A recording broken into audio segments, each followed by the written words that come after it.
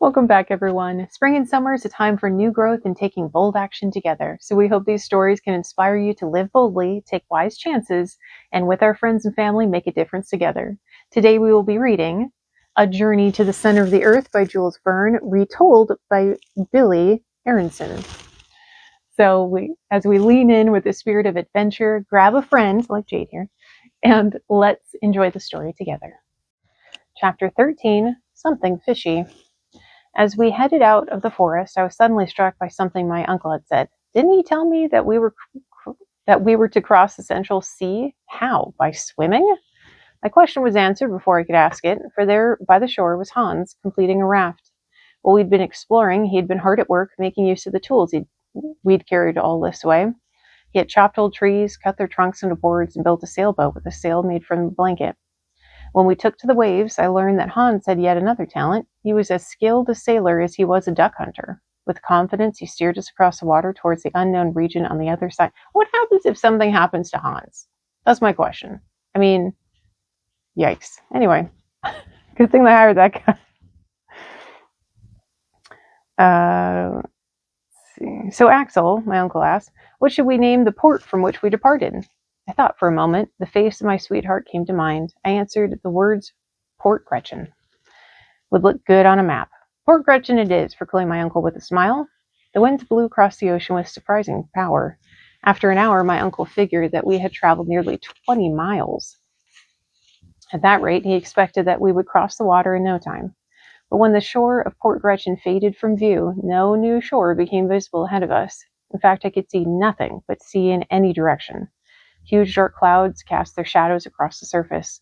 Silver rays of electric light reflected here and there, making the water sparkle. That was all there was to see. After several hours, I started to notice seaweed collecting on the sides of the raft. As little else changed, it was only the increasing amount of seaweed that told us we'd been sailing all day. We had a late dinner and then went to sleep. Hans stayed at the tiller as the raft rose and fell with the waves. Since the wind was steady, all he had to do was keep his oars still.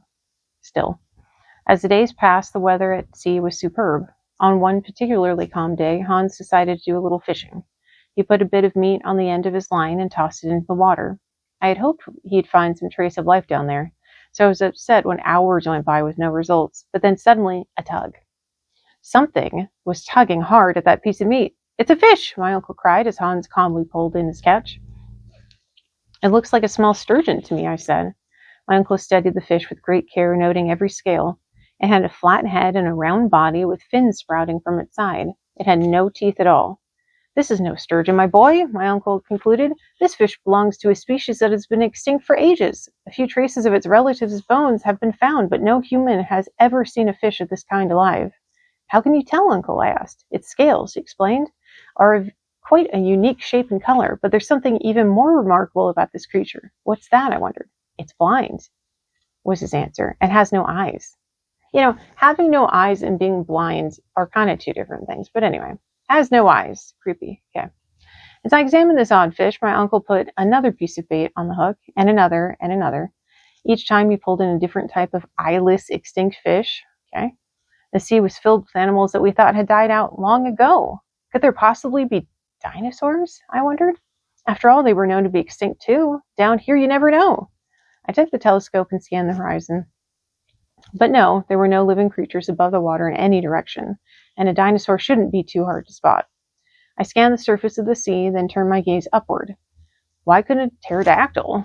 I don't think you want to be seeing a pterodactyl when you're on a sea, on a raft.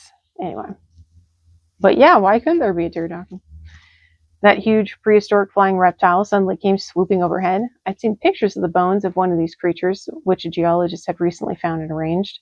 Nervously, I wondered whether I wouldn't see a live one right now, flapping his tremendous wings. With all those fish below, he would have plenty to eat. I gazed for a long time, but didn't spot a trace of flying reptiles. Yeah, that's a good thing. I began to daydream. Come here, puppy. Boop. There you go. I looked out over the water and imagined I saw ancient turtles as big as islands. Across the shores passed a ghostly row of ancient mammals. In my mind, all the extinct beasts I'd ever heard of seemed to march before me. A towering, long-haired mastodon twisted its gigantic trunk, smashing it against rocks until they turned to powder. A monstrous megatherium waved its razor-sharp claws in the air and gave a spine-tingling roar. Is that not good? Am I not? Are you being judgy?